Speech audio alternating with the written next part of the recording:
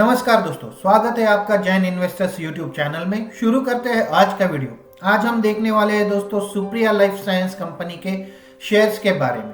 ये एक ऐसी कंपनी है दोस्तों जिसके शेयर की लिस्टिंग जो हुई थी वो लगभग 55% के प्रीमियम पर हुई थी दिसंबर में, और जिसने कुछ ही दिनों में अपने इन्वेस्टर्स के जो पैसे हैं उनको लगभग 2.5 गुना कर दिया था दोस्तों।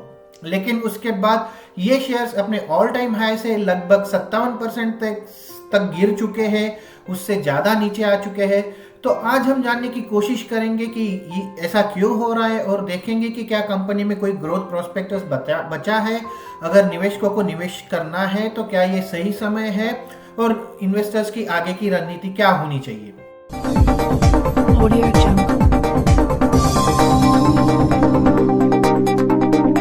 शेयर बाजार में पिछले 2 महीनों से जो गिरावट चल रही है दोस्तों, उसकी वजह से नए जमाने के जितने भी शेयर्स है उन सब में बिकवाली का दबाव बना हुआ है। सुप्रिया लाइफ साइंस के शेयर भी इससे अछूते नहीं है, इन पर भी ये दबाव देखा जा रहा है, जिसके चलते ये अपने 602 रुपए के अपने टॉप लेवल से लगभग 58% नीचे आ गए हैं। और पिछले 1 महीने की अगर बात करें दोस्तों तो सुप्रिया लाइफ साइंस के शेयर्स में करीब 22% की गिरावट आई है। हालांकि टॉप लेवल से इतना लुढ़कने के बाद भी ये शेयर अपनी जो इश्यू प्राइस थी 274 रुपए की, उससे करीब 40% ऊपर कारोबार कर रहा है। सुप्रिया लाइफ साइंस की लिस्टिंग जो हुई थी वो दिसंबर 2021 में हुई थी और इस शेयर के आईपीओ को जबरदस्त रिस्पांस मिला था दोस्तों, और ये 72 गुना से ज्यादा सब्सक्राइब हुआ था। आइए एक नजर डाल लेते हैं इसके बिजनेस के बारे में। Supriya life science active pharmaceutical ingredients बनाने वाली, जिसको हम एपीआई भी कहते हैं, उसको बनाने वाली एक कंपनी है दोस्तों। 31 मार्च 2021 तक के आंकड़ों को अगर देखें तो company anti histamine, analgesic, anaesthetic, vitamin, anti asthma, anti allergy जैसे विविध सेगमेंट्स पर फोकस्ड 38 एपीआई का उत्पादन करती है, मतलब 38 प्रोडक्ट्स ये बनाती है। अगर इसके की पॉइंट्स पे नजर डाल ले तो फाइनेंशियल ईयर 2017 से लेकर फाइनेंशियल ईयर 2021 के बीच में कंपनी लगातार क्लोरफेनिमाइड, मलिएट और केटामाइन हाइड्रोक्लोराइड की सबसे बड़ी एक्सपोर्टर रही है इंडिया की। कंपनी अगर बिक्री के लिहाज से देखें तो वित्त वर्ष 2021 में भारत से एपीआई निर्यात करने वाली ये, और एपीआई में भी स्पेसिफिकली साल्बुटामोल सल्फेट का एक्सपोर्ट करने वाली ये सबसे बड़ी कंपनी है। अगर इसके इंटरनेशनल फुटप्रिंट्स की बात कर ले, ग्लोबल प्रेजेंस की बात कर ले दोस्तों, तो इसके टोटल ओवरऑल रेवेन्यू से उसमें से लगभग 78% का जो रेवेन्यू है वो ग्लोबल से आता है। कंपनी के प्रोडक्ट्स को 86 कंट्रीज, 86 देशों में 346 डिस्ट्रीब्यूटर सहित 1296 कस्टमर्स को निर्यात या एक्सपोर्ट किया जाता था। कंपनी का यूरोप, लैटिन अमेरिका, एशिया और उत्तरी अमेरिका में एपीआई का कारोबार है। ये देखते हैं कि इस कंपनी का जियोग्राफी वाइज कारोबार किन किन देशों और कॉन्टिनेंट्स में फैला हुआ है और किस देश में कितना रेवेन्यू आता है। तो अगर लैटिन या दक्षिण अमेरिका की बात कर ले दोस्तों तो लगभग 19.2% का कारोबार इसका लैटिन अमेरिका से आता है, यूरोप से लगभग 18%, एशिया जिसमें भारत, चीन और कंबोडिया शामिल नहीं है वहां से लगभग 19.5%, इंडिया से, भारत से लगभग 22.5%, चीन और कंबोडिया से लगभग 10% और उत्तरी अमेरिका से लगभग 5% इसका टोटल रेवेन्यू आता है दोस्तों। इसके क्लाइंट लिस्ट की बात कर ले दोस्तों तो इसमें काफी बड़ी बड़ी कंपनियां शामिल है, जैसे Syntex Brazil LTD, American International Chemical, AT प्लैंजेमेंटो और ऐसी काफी ग्लोबल फार्मा कंपनीज है जो इसके क्लाइंट लिस्ट में शामिल है दोस्तों, जिनके साथ कंपनी का 9 वर्षों से अधिक का व्यावसायिक संबंध रहा है। तो लॉन्ग टर्म से इनका संबंध चला आ रहा है, कारोबार चला आ रहा है दोस्तों। पिछले वित्त वर्ष की बात करें 2021 की, तब तक कंपनी के जो टॉप 10 कस्टमर्स थे उन्होंने रेवेन्यू का 40% कंट्रीब्यूशन दिया है दोस्तों कंपनी को।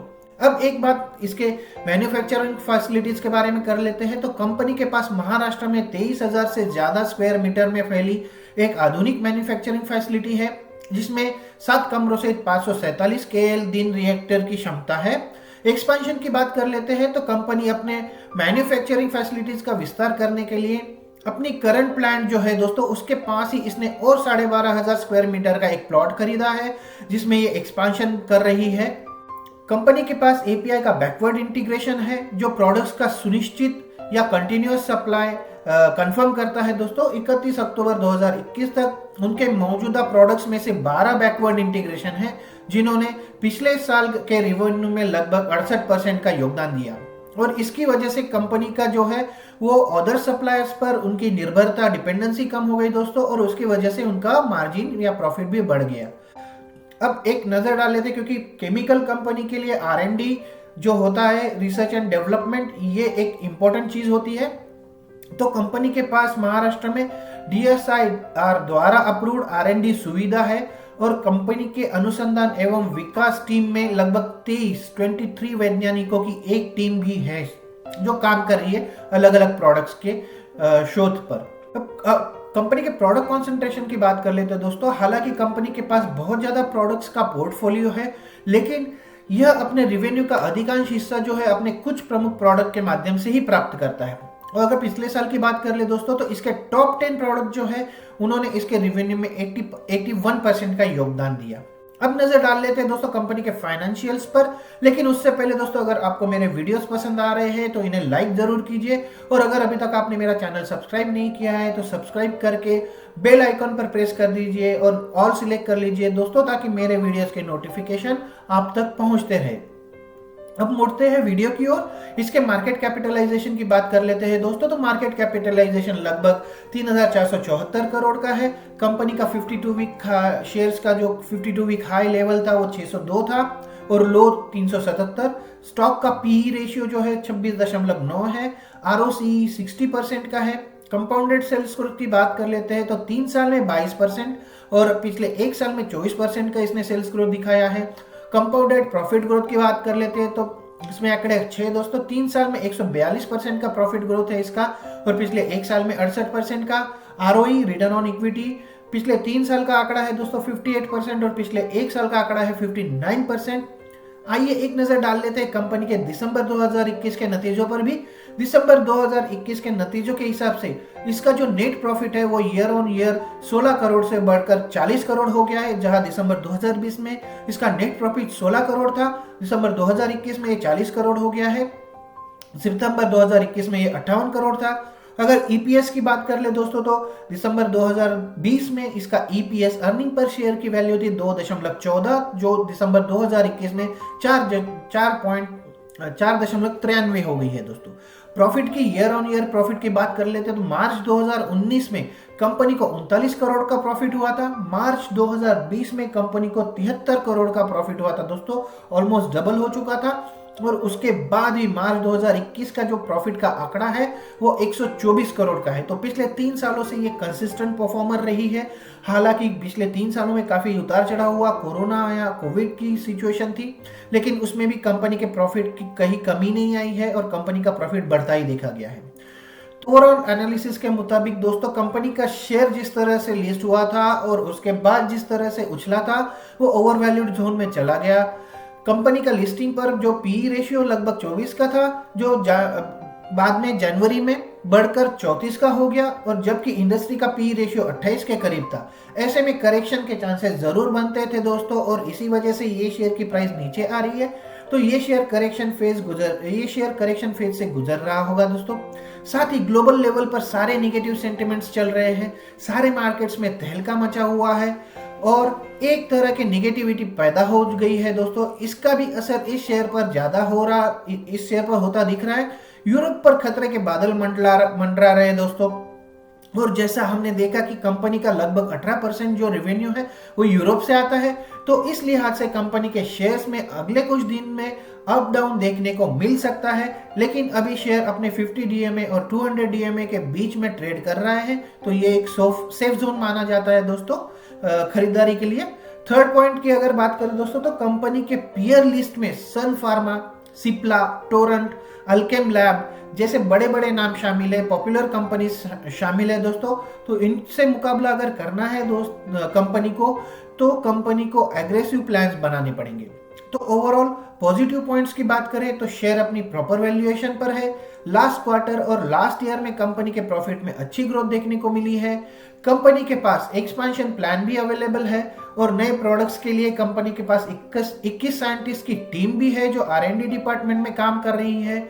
कंपनी का ग्लोबल प्रेजेंस और डाइवर्सिफाइड जियोग्राफिकल रेवेन्यू रेशियो इसको एक स्ट्रॉन्ग कंपनी बनाता है। हालांकि इसमें कुछ निगेटिव पॉइंट्स भी मिलते हैं दोस्तों, जैसे कि कंपनी एक स्मॉल कैप है, कंपनी के कंपटीशन लिस्ट में बड़े और पॉपुलर नाम शामिल है जिससे कंपनी को अच्छी खासी टक्कर मिल सकती है। यूरोपियन क्राइसिस का कंपनी के प्रॉफिट पर जरूर असर हो सकता है दोस्तों, 18% का आंकड़ा याद रखिए, लेकिन आशा है कि ये शॉर्ट टर्म के हिसाब से रहेगा। यूरोपियन संकट जल्दी ही दूर हो जाएगा, ऐसी हमारी आशा है। और लास्ट पॉइंट दोस्तों, कंपनी का मैक्सिमम रेवेन्यू जो है वो टॉप 10 प्रोडक्ट से आता है, तो ऐसे में एक छोटा सा रिस्क फैक्टर बढ़ जाता है दोस्तों। तो हमने आज कंपनी का फुल एनालिसिस किया, बिजनेस के बारे में देखा, फाइनेंशियल्स के बारे में देखा, उसके क्वार्टरली रिजल्ट्स देखे दोस्तों, पॉजिटिव और निगेटिव पॉइंट्स भी देखे। ओवरऑल कंपनी में लॉन्ग टर्म के हिसाब से इन्वेस्ट किया जा सकता है, पर हमारे हिसाब से मार्केट को थोड़ा सेटल होने देना चाहिए और साथ ही रशिया यूक्रेन के क्राइसिस के बाद ही इसमें हाथ डालना सही रहेगा, ये हमारी सोच है दोस्तों। और एक बात, यहाँ हम बाय या सेल का रिकमेंडेशन नहीं दे रहे हैं दोस्तों, हम आपको सिर्फ फैक्ट्स बता रहे हैं जिसके बेसिस पर आप अपना डिसीजन ले सकते हैं। आशा है ये सारे पॉइंट्स आपको हेल्प करेंगे आपकी आगे की स्ट्रेटेजी डिसाइड करने के लिए। आपको मेरा वीडियो कैसा लगा ये कमेंट बॉक्स में जरूर बताइए दोस्तों। तो आज के वीडियो में बस इतना ही, मिलते हैं अगले वीडियो में एक नए शेयर के साथ, एक नए एनालिसिस के साथ। तब तक के लिए नमस्ते।